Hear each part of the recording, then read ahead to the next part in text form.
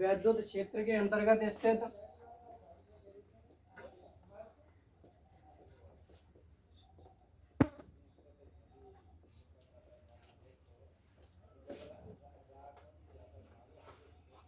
वैद्युत क्षेत्र के अंतर्गत स्थित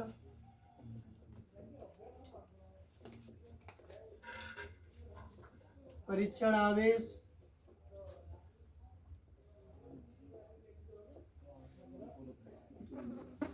Q नॉट पर लगने वाले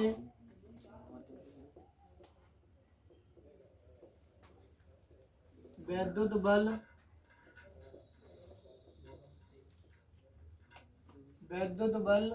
वेक्टर F तथा परीक्षण आवेश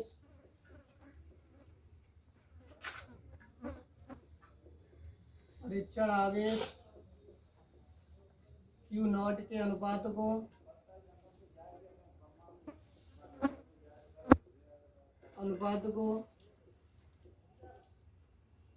वैद्युत क्षेत्र की तीव्रता कहते हैं।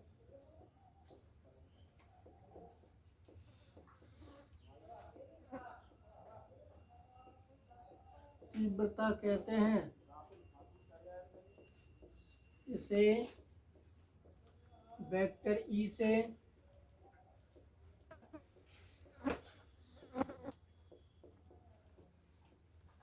प्रदर्शित करते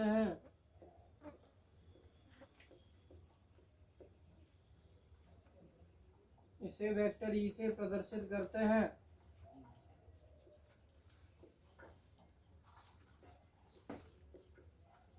वैद्युत क्षेत्र की तीव्रता बराबर वैद्युत बल बट्टे परीक्षण आवेश।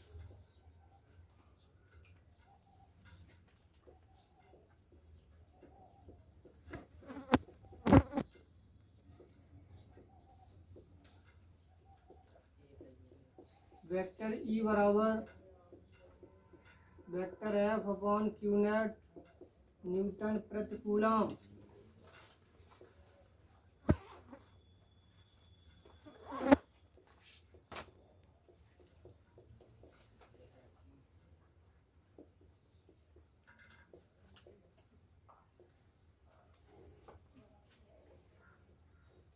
न्यूटन प्रति कूलम। नीचे लिखो यह एक सदिश राशि है।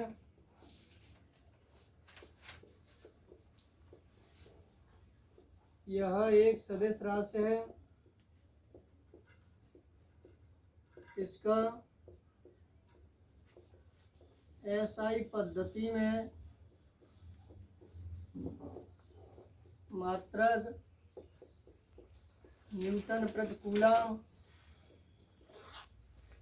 तथा विमीय सूत्र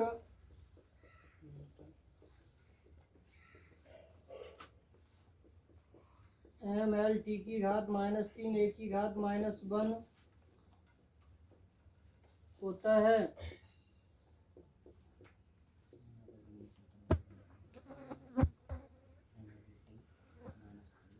MLT की पावर -3 A टू पावर -1 होता है।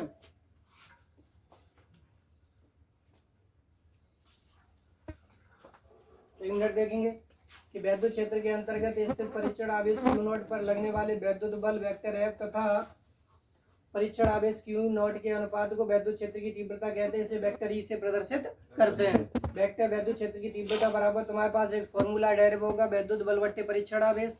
उसके बाद वेक्टर E बराबर vector F upon Q not Newton प्रति कूलम या E बराबर F upon Q not Newton प्रति कूलम। ये सदिश राशि इसीलिए वेक्टर क्योंकि बल भी एक सदिश राशि है और वैद्युत क्षेत्र की तीव्रता भी सदिश राशि है। सदिश राशियों को निरूपित करने के लिए उनके ऊपर तीर का चिन्ह लगा दिया जाता है। किसका? तीर का, जिसकी लंबाई जो होती है परिमाण बताती है, तीर की नोक दिशा का ज्ञान कराती है। किसका? दिशा का। तो E बराबर इसका यह है एक सदिश राशि, इसका ऐसा पद्धति मात्रक न्यूटन प्रति कूलम तथा विमीय सूत्र MLT to power -3 A to power -1 होता है। अगला पॉइंट अब बात आती है जब परीक्षण आवेश का। परीक्षण आवेश क्या है? अब हम मान लेते हैं हमारे पास यहाँ से कोई भी चार्ज है, तो परीक्षण आवेश का आपके पास आवेश पर उस वैद्युत क्षेत्र के चलने आने जाने का कोई प्रभाव नहीं पड़ता। उस पर केवल इसके मान से, जैसे परीक्षण आवेश को किसी वैद्युत क्षेत्र के अंतर्गत रख दिया तो उस पर कोई प्रभाव नहीं पड़ेगा। अच्छा जब बताओ, जैसे हम पढ़ा रहे हैं और कोई बच्चा आके बैठ जाए तो क्या तुम ज्यादा होशियार हो जाओगे? एक बच्चा बढ़ जाए या एक बच्चा घट जाए, भाई कहेंगे वही परीक्षण करवे आए रहो है, टेस्ट करवे आए रहो है, भाई हम क्या कहेंगे? परीक्षण आवेश। उस पर इस बल का प्रभाव पड़ेगा, हम जो पढ़ा रहे हैं उसका उस पर प्रभाव पड़ेगा। वो सीखता है या नहीं सीखता है वो उसके अकॉर्डिंग कार्य करेगा, लेकिन उसका प्रभाव आप लोगों पर नहीं पड़ेगा, आपकी स्थिति में परिवर्तन नहीं होगा। यदि परिवर्तन होगा तो खुद परीक्षण आवेश की स्थिति में परिवर्तन होगा, या तो वो रुक जाएगा या फिर चला जाएगा। तो उसके बाद अलग अलग सिस्टम है। तो परीक्षण आवेश वह आवेश है जिससे आपके पास वैद्युत क्षेत्र की तीव्रता आपका अर्थात जिससे वैद्युत क्षेत्र की स्थिति में कोई परिवर्तन नहीं होता है, उस पर वैद्युत क्षेत्र द्वारा जो कार्य किया जाता है, जो उसकी स्थिति में परिवर्तन लाया जाता है, उसे हम कहते हैं टेस्ट करने के लिए लाते हैं। जैसे हम पढ़ा रहे थे, आप टेस्ट करने के लिए आए, आपको अच्छा लगा तो रुक गए, पहले अच्छा नहीं लगता तो आप क्या करते? चले जाते। क्या हमें कोई परिवर्तन आ जाता? हम जितने हैं उतने ही तो रहते। अच्छा बताओ। तो उसके बाद यानी परीक्षण आवेश एक ऐसा आवेश है जो बाह्य से अंदर आपके पास अंदर लाया जाता है, जो अनंत से अंदर लाया जाता है, लेकिन जिसकी स्थिति से आंतरिक वैद्युत क्षेत्र पर कोई प्रभाव नहीं पड़ता है।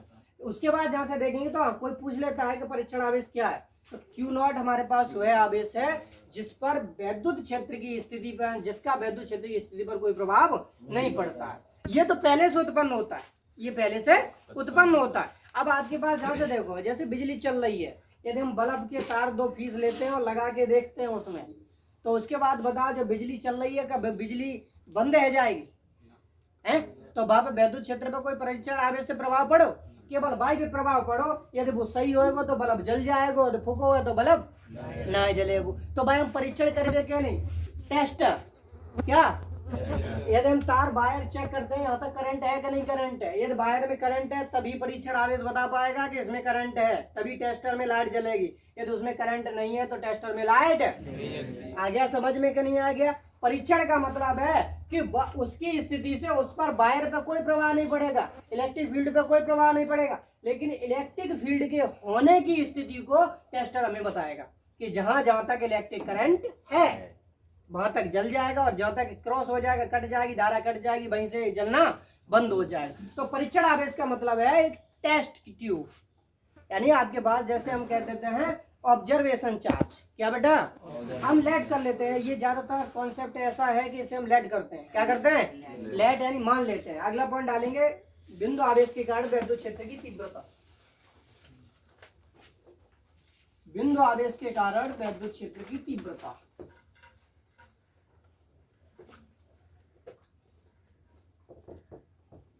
बिंदु आवेश के कारण वैद्युत क्षेत्र की तीव्रता।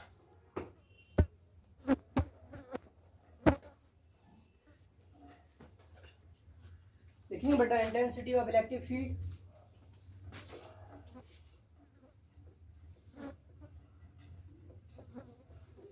Intensity of electric field due two point charge, due two point charge.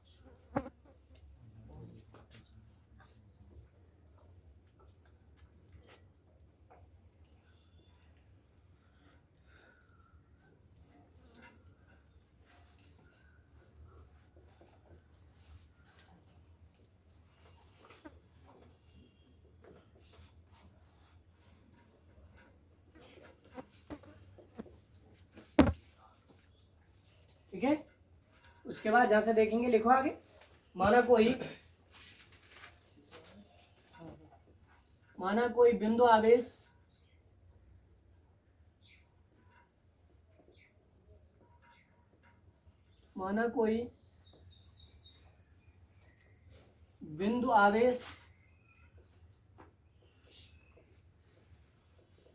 Plus Q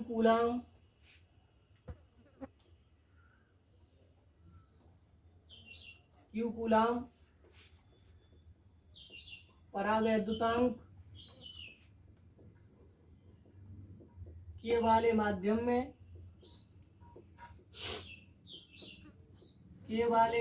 में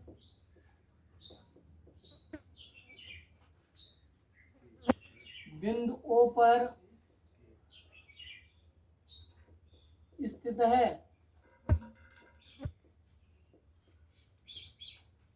बिंदु O पर स्थित है।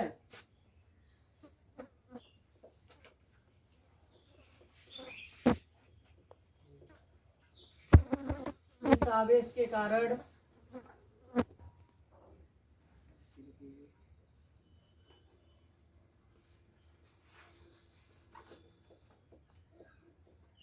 दूसरे बिंदु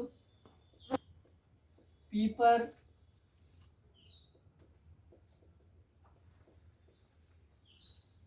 पर वैद्युत क्षेत्र की तीव्रता ज्ञात करनी है।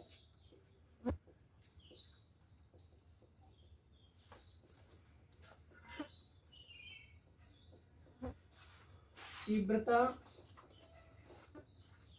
ज्ञात करनी है।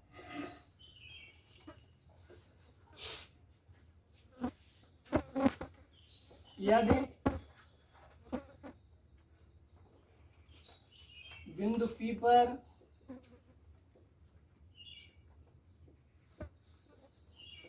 प्लस क्यू नॉट परीक्षण आवेश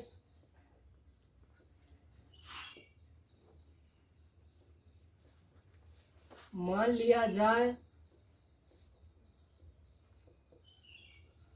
और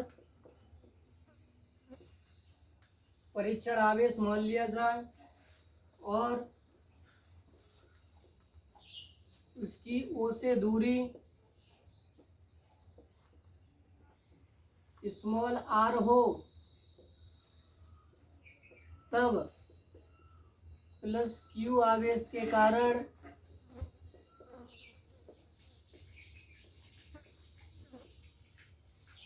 प्लस Q नॉट पर लगने वाला वैद्युत बल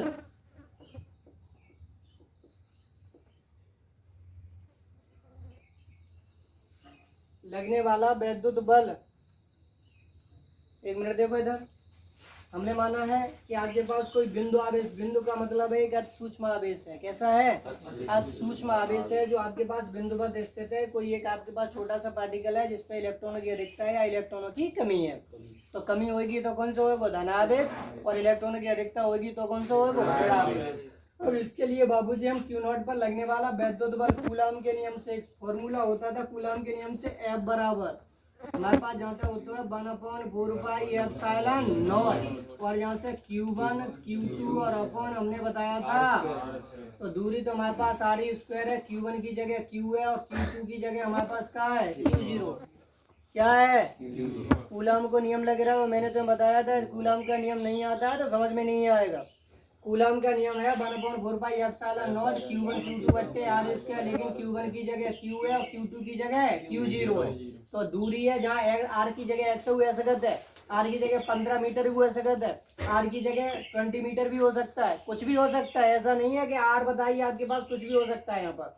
तो हमारे पास F इक्वल फॉर्मूला आएगा 1/4πε0 Q नॉट अपॉन r²। ये आपके पास जहाँ से देखेंगे बट वैद्युत क्षेत्र की तीव्रता की परिभाषा से हमें ज्ञात क्या करना है? वैद्युत क्षेत्र की तीव्रता क्या ज्ञात करनी है? तो हमारे पास जहाँ से देखेंगे वैद्युत क्षेत्र की तीव्रता की परिभाषा से, वैद्युत क्षेत्र की तीव्रता की परिभाषा से जब हम निकालेंगे बाबूजी तो हमारे पास क्या आ जाएगा? तो जहाँ से देखो परिभाषा से जो हमें निकालना पड़ेगा तो E बराबर हमारे पास तुम्हें मालूम है F अपॉन क्या होता है? Q not. अब जैसे हम कोई पहले आवेश हम Q ले लेते, क्या ले लेते? तो Q नॉट की जगह हम क्या लिख सकते थे? Q लिख सकते थे। अंतिम आवेश यदि हम प्रयोग करने के लिए बाई ले लेते तो यहाँ पर नीचे क्या आएगा? बाई आएगा। क्या आएगा रे? बात में मत देख, इधर देख ले, दिमाग लगा इधर। तो उसके बाद यदि यहाँ पर हम Z चार्ज लेते हैं तो यहाँ पर भी Z आएगा। 20 कूलाम लेंगे तो 20 कूलाम आएगा, 10 कूलाम लेंगे तो 10 कूलाम आएगा। चार्ज यहाँ कुछ भी हो सकता है, जो जिसका हम प्रयोग करेंगे, जितना हम चार्ज लाएंगे Q नॉट की जगह वही आएगा। तो उसके बाद जहाँ से देखेंगे इक्वेशन नंबर इसे दे देते हैं फर्स्ट, यहाँ से लिख देते हैं F का मान इक्वेशन नंबर फर्स्ट में रखने पर एफ का मान समीकरण 1 में रखने पर, तो बाबूजी एफ का मान रखेंगे तो बाबूजी हमारे पास हो जाएगा E इक्वल टू एफ का मान है 1/4 pi epsilon naught Q naught upon R square, पूरे के बट्टे का चल रहा हो क्यू नॉट से क्यू नॉट कैंसिल है तो E इक्वल टू सिर्फ हमारे पास बचा 1/4 पाई एप्सिलॉन नॉट क्यू और अपॉन हमारे पास आर स्क्वायर न्यूटन प्रति कूलम जाए आप अच्छे से लिख सकते हैं। तो E इक्वल टू हमारे पास आएगा 1/4 pi epsilon naught Q upon R square newton प्रति दैट सॉल्व। ये बिंदु आवेश के कारण विद्युत क्षेत्र की तीव्रता होगी। उतार लीजिए, इसमें कोई समझ में ना आया दोबारा पूछ लीजिए। यदि आपको कूलम का नियम आता है तो 100% याद हो जाए।